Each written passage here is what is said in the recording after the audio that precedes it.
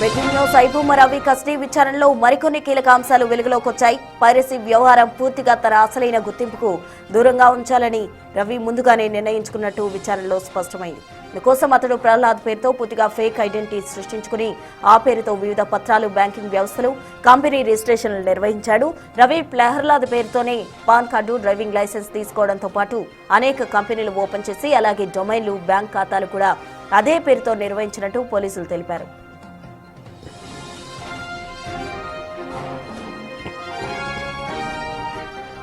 Piracy కార్యకలాపాలు ఎక్కడా తన ఒరిజినల్ ఐడెంటిటీకి కనెక్ట్ కాకుండా ఉండేందుకు పూర్తి వ్యవస్థ రూపొందించాడని విచారణలో తేలింది. ఇమ్మంది రవి పైరసీ నెట్వర్క్ ను నడిపేందుకు 20 సర్వర్లు, 35 డొమైన్లు కొనుగోలు చేసినట్టు పోలీసులు నిర్ధారించారు. దీంతో అతడు నిర్వహించిన పైరసీ వ్యూహం ఎంత పెద్ద స్థాయిలో నడుస్తుందో స్పష్టమవుతోంది. సినిమాల రికార్డింగ్, అప్లోడింగ్, డౌన్లోడింగ్ వంటి అక్రమ కార్యకలాపాలను ఈ నెట్వర్క్ ద్వారా నిర్వహించినట్టు ఆధారాలు బయటపడ్డాయి.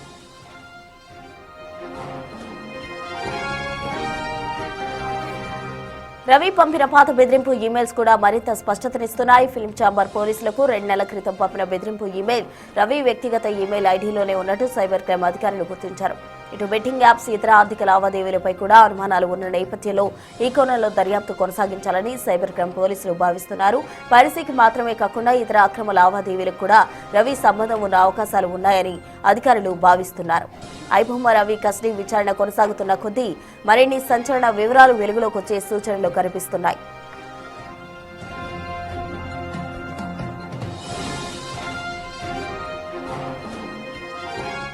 ఐబొమ్మ రవి కస్టడీ విచారణకు సంబంధించి మరికొన్ని కీలక అంశాలు వెలుగులోకి వచ్చినట్టు సమాచారం. పూర్తి వివరాలు మా ప్రతినిధి సాగర్ లైవ్ లో అందిస్తారు. సాగర్, చెప్పండి. ఇమ్మంది రవికి సంబంధించి 2వ దఫా కస్టడీ అయితే కొనసాగుతూ ఉంది. ఇందులో కొన్ని కీలక అంశాలు వెలుగులోకి వచ్చినట్టు కూడా చెప్తున్నారు. ఇప్పటికే ఫస్ట్ దఫా కస్టడీలో అతను ఏ అంశాలను కూడా బయటకు చెప్పని పరిస్థితి. ఇప్పుడు కీలక అంశాలు పోలీసులకు వెలుగులోకి వస్తున్నాయి. ఆ అంశాలేంటి? ఇమ్మంది రవి ఐబొమ్మ రవి కేసులో కస్టడీ ఇప్పటికే 8 రోజుల కస్టడీ 2 విడతలుగా హైదరాబాద్ సైబర్ క్రైమ్ పోలీసులు విచారించారు. మొదట విచారణకు సహకరించిన రవి రెండోసారి 3 రోజుల కస్టడీ విచారించారు. 3 రోజుల ఆధారాలు ముందుంచి కీలక అంశాలు వెల్లడించినట్లు కూడా తెలుస్తుంది.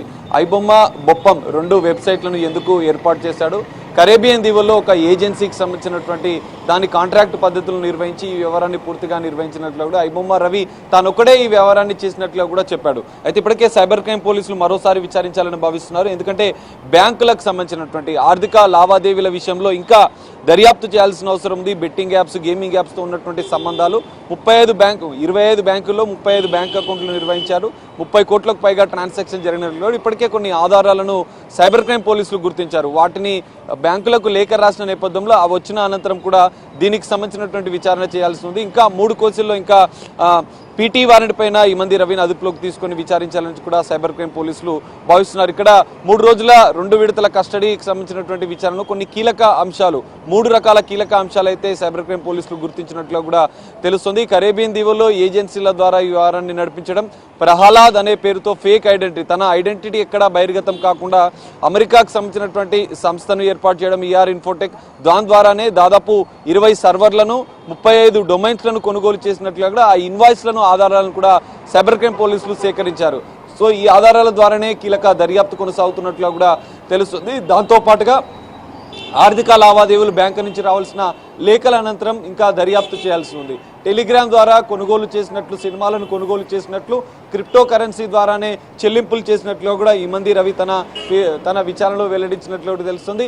ఐబొమ్మకు సంబంధించిన పేరు ఎందుకు పెట్టాలన్న అంశం పైన కూడా పోలీసులు కొంత ఆయన కస్టడీ విచారణలో వెల్లడించినట్లు కూడా తెలుస్తుంది. జనరల్గా విశాఖలో ఆంధ్ర ప్రాంతంలో బొమ్మ అంటే సినిమాగా పేరు ఉంటుంది కాబట్టి ఐబొమ్మ, ఇంటర్నెట్లో బొమ్మ అన్న అంశం ఆధారంగానే తాను ఐబొమ్మ అనే పేరు పెట్టాడు.